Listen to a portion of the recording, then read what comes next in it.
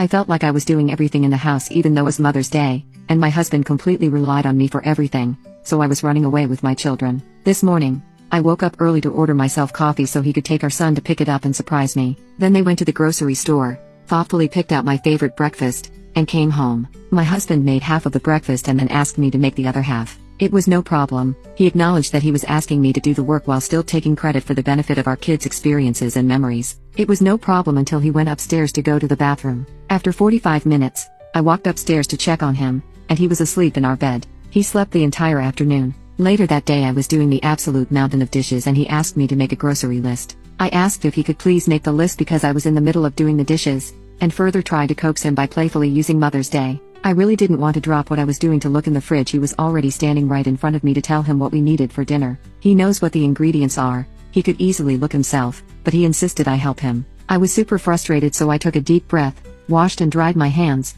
and then opened the fridge and told him what we needed. He could sense my frustration and called me on it. I explained that I was hoping he could make a list himself just this once because I was in the middle of doing the dishes. I explained that when I make a grocery list I just look at what we have and write down what we don't have, and I didn't understand why he needed my help. He started talking over me to say if I had a problem making a grocery list with him I should just have told him. I told him that I did communicate that with him, and he doubled down and told me I needed to learn some patience. I smiled and said Happy Father's Day, because it was the nicest thing I could think to say. That completely set him off. He went off on me, refused to get ingredients to make our dinner, bought dinner for only himself and our kids, and has been giving me the silent treatment for over an hour. He says I went too far. Am I the a-hole here? Update. Since Sunday I have not lifted a single finger for baby Sinclair, unless it directly impacts our kids. Every time he requests my help or to do something for him that he can do himself I just use my absolute sweetest voice to let him know he doesn't need my help and I believe in his ability to complete the task himself. Then I smile and walk away. The third time I did this, he said I was making him uneasy. I could not help but to laugh out loud, which made him announce that he felt more uneasy. I know it wasn't kind, but I calmly told him he is a pathetic human. I told him I'm sorry it has to be me, but someone in his life needs to tell him to grow the fuck up. I told him I care about him and I love him, but I will not tolerate being treated with disrespect even one more day. He said I was abusive. The actual audacity. I spared the divorce conversation. I began to gray rock to throw off his cycle of attempting to rope me back into the argument from the other day. I have calmly listened to him gush over his love for our family, and how much he loves and appreciates me and thinks I am an amazing mom. He says he loves me, but all I hear in my head is his voice screaming fucking biatch at me. It all sounds so obviously disingenuous. I told him his words mean literally nothing while his behavior is the same. It's like saying waffles have legs. It sounds unbelievable, and if I don't see it with my own eyes, I'm not believing it. I told him regardless of whether in the end we stay together or not, we need to go back to therapy as a duo and separately. I told him he needs to take steps today to move forward with therapy and treating his mental health appropriately. He agreed, but no evidence of walking waffles yet. I am surprised at my ability to refuse to do anything he can do himself completely. I'm more surprised that he's actually doing the tasks himself. I have tried this before and he ultimately bullies me into doing the task. Not this time. He keeps complaining about his results in ways that are so juvenile and manipulative, always leaving the impression that if I had just done it for him it would have been done correctly. I just smile and tell him he did a good job with the task and that it sounds like he needs more practice and eventually, it will become second nature. I feel his attempts to make me miserable, but it is rolling right off me, at least for now. Update 2.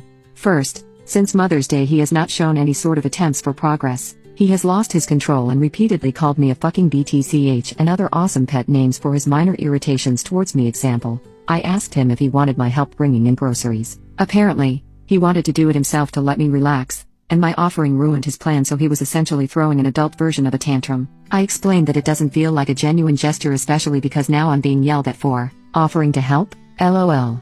Okay, pal. At one point I became petty and told him to use I statements because that's his go-to therapy speak that he uses on me as a dog whistle during arguments and therapy appointments. He lost his poop, which then made me laugh because I literally do not understand if this is really his perception of reality. I can't take him seriously. I find myself laughing more now than ever, and it's not to mock him, I just can't control my disbelief and don't know how else to cope. Second, I have realized that while I do love and care about him, he does not clearly respect me as a person, a mother, or his partner. He doesn't respect our kids. I can't realistically continue living with someone who tries to control my entire life. What kind of life is that to live? I took advice from many comments left on my original post and reached out to friends and family I had been isolated from. The reception was better than I anticipated. I didn't expect the hurt I felt when I found out every single one of them said they wondered if I was in an abusive marriage, but not one of them ever asked me directly when I completely withdrew. I don't blame them. but it was hard to ignore the pain I felt from that. This was also a reason I never reached out to anyone when things got really bad. It seemed like they had their own lives to worry about and clearly weren't concerned about my absence.